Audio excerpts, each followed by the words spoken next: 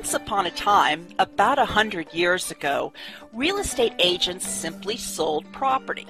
For many years, that's how real estate was done. The agent's loyalty was to the seller, by whom he was paid a contingent on a sale commission. For buyers, it was caveat emptor, let the buyer beware. Licensing, interbrokerage cooperation, regulation, and eventually the multiple listing service would develop over many decades to come. All too often, consumers were poorly informed or confused. Buyers often assumed that their agent represented them. Not so. Lawyers called the concept of who represented who agency, but the reality was that the agent was working with the buyer while representing the interests of and being paid by the seller. Lawyers called this arrangement subagency. In the 90s, the rules changed so that buyers could be represented by their own agent. Lawyers called this arrangement buyer agency.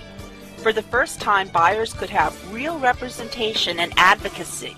With the advent of agency, the selling model should have disappeared, since the listing agent's job was not just to move the property, but also represent the seller's needs. And the buyer agent's job was not to sell the buyer a house, but rather represent the buyer's needs.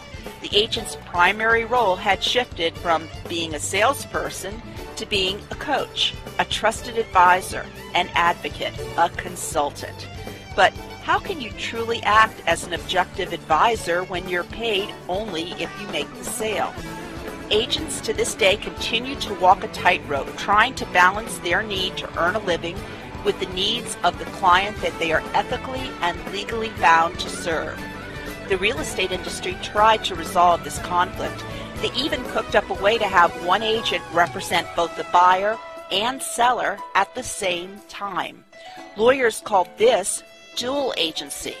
This arrangement was developed to supposedly protect the consumer, but in reality, it simply retained double-ended commissions.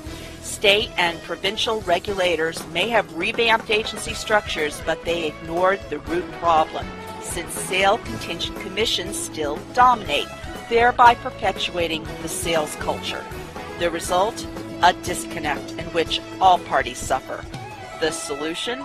The consulting model, which offers quality, transparent choices in the services you can receive and how they can be paid for, based on your individual needs and comfort level. If you'd like to be consulted with rather than sold to, you now have a choice.